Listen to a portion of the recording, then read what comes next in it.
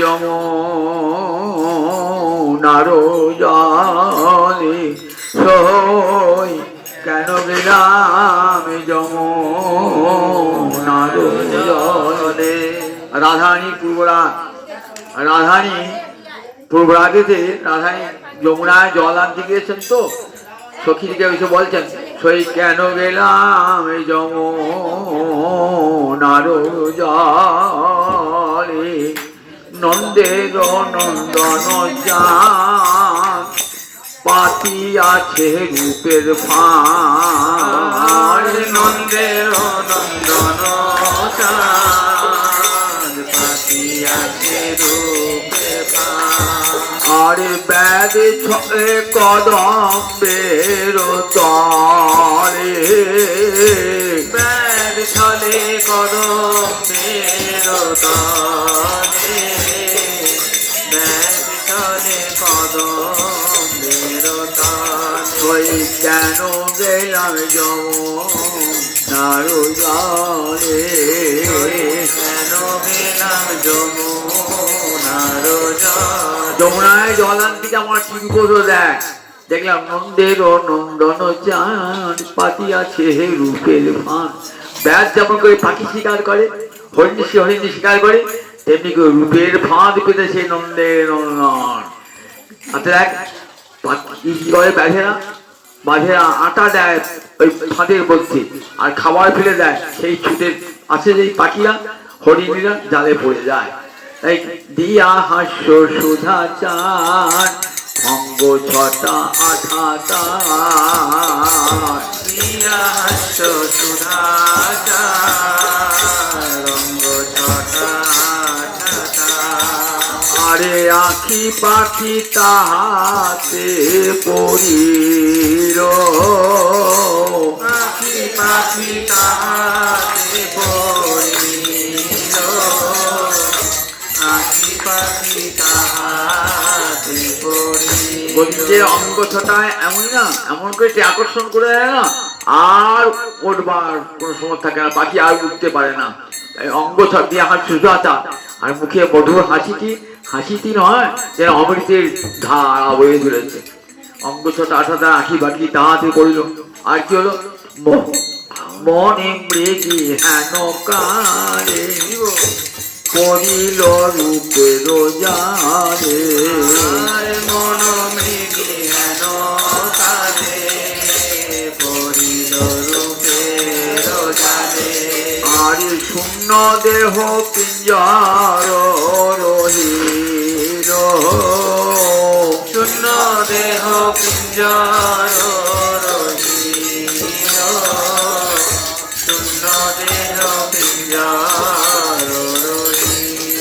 আমার দেহ পিঞ্জর হতে মন মৃগী মন হরিণী ওই জালে পড়ে গেল, শূন্য দেহটা রয়েছে।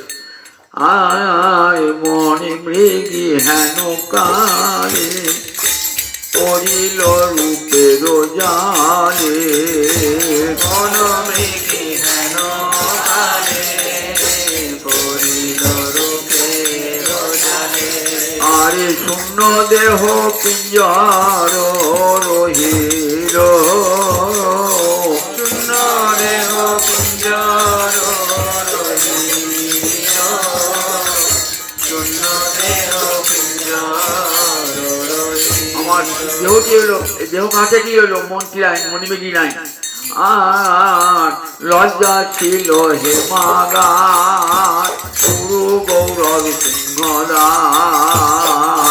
লজ্জা ছিল হেমাগার গুরু গৌরব সিংহদার। আরে ধর্ম কপাট ছিল তাই, ধর্ম কপাট ছিল তাই, ধর্ম কপাট ছিল তাই।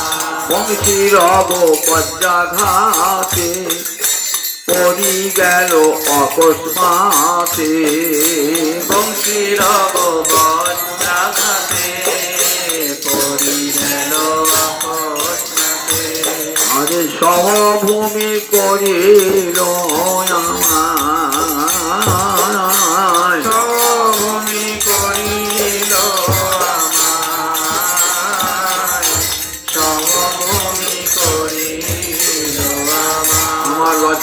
আমার শিল স্বভাব শিল কেমন সোনা রাখার ঘর যেমন সেই রকম হৃদয় মাঝে পুজো দিয়েছিলাম।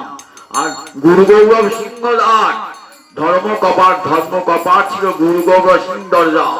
দেখো ঠিক এত বড় উচ্চ বংশ গৌরব মর্যাদা কি হলো, বংশী রব বজ্রাঘাতে পড়ি গেল অকস্মাতে। বংশী রব বজ্রাঘাতে পড়ি গেল অকস্মাতে। বংশী শব্দ নয়, বজ্রাঘাত। বজ্রাঘাতের পাহাড় যেমন নিচু হয়ে যান শূন্য বিচ্ছিন্ন হয়ে যায়, তেমনি আমার সব ধৈর্য লজ্জা কুলমান আমার সব দূরে গেল রে। আমার ধৈর্য লজ্জা কুলমান সবে দূরে গেল। ওই বংশী রব বজ্রাঘাতে সবে দূরে গেল রে। ওই বংশী রব বজ্রাঘাতে সব দূরে গেল রে। ওই বংশী রব বজ্রাঘাতে সব দূরে গেল রে। ওই বংশী রব বজ্রাঘাতে সব দূরে গেল রে। লজ্জা ছিল হেমাগার গুরু গৌরবে সিংহ দাস ধর্ম কপাট ছিল তাই বংশী রব বজ্রাঘাতে পড়ি গেল অকস্মাতে সমভূমি করিল আর চিত্তশালে ধৈর্য হাতি বাধা ছিল মত্ত হাতি। আমার চিত্তশালে বাধা ছিল দিবারাতি। আমার চিত্তশালে আমার ধৈর্য কিছুতে আমার ধৈর্যকে কেউ টলাতে পারত না। কিন্তু কি হলো, মত্ত হাতিকে যেমন বেঁধে রাখা যায় তেমনি করে আমি ধৈর্যকে ধরে রেখেছিলাম। কি হলো, ক্ষিপ্ত কইল কটাক্ষ অঙ্কুশে। গোবিন্দের বাঁকা নয়নে একবার আমার দিকে যে তাকিয়েছে, ক্ষিপ্ত কইল কটাক্ষ অঙ্কুশে। অঙ্কুশ মানে চাবুক, হাতির পিঠে মারলে যেমন হাতি কি হয় বলতে কি খেপে ওঠে, ঠিক তেমনি গোবিন্দের কটাক্ষ নয়নে বাঁকিয়ে যেই আমার দিকে আবার তাকিয়েছে না, ক্ষিপ্ত কইল কটাক্ষ অঙ্কুশ। দম্ভের শিকল কাটি পলাইয়া গেল ছুটি। দম্ভের শিকল কাটি পলাইয়া গেল ছুটি। আরে না পাইলাম তাহার উদ্দেশে, না পাইলাম তাহার উদ্দেশে, না পাইলাম তাহার উদ্দেশে। কোথায় চলে গেল দম্ভের শিকল, পেটে হাতি মাথা হাতি ঠাকুর শিকল দিয়ে মারা থাকে, আর খুঁজে পেলাম না। কালিয়া কুটিল বানে তুলসিল ধরি টানে। কালিয়া কুটিল বানে তুলসিল ধরি টানে। আমার তুলসী সব চলে গেল, কালিয়ার কুটিল মানে ওই নয়ন মানে বিদ্ধ হয়ে আমার সব চলে গেল। অতএব উঠিল ব্রজবাস, উঠিল ব্রজবাস। বুঝে থাকা চলিবে না, বুঝে থাকা চলবে না, বুঝে থাকা চলবে না, বুঝে থাকা চলবে না। কত লোকের কানা কানি বুঝে থাকা যাবে না। কত লোকের কানা কানি বুঝে থাকা চলবে না। গুরুজনারে গঞ্জনা বুঝে থাকা যাবে না। গুরুজনার গঞ্জনা বুঝে থাকা যাবে না। কত লোকের কানা কানি বুঝে থাকা যাবে না।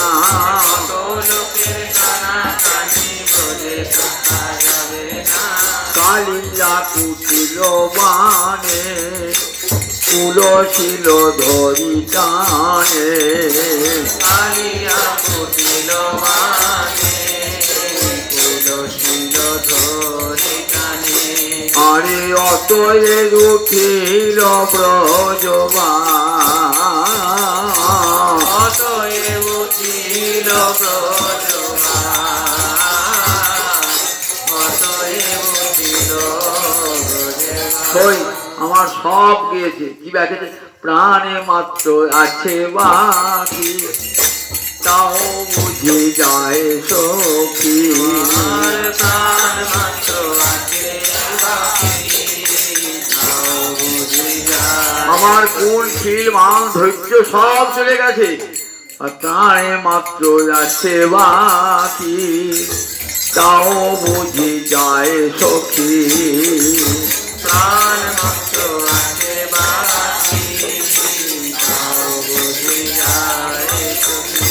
আর ঘন এ জগদানন্দ দাস, ঘন এ জগদান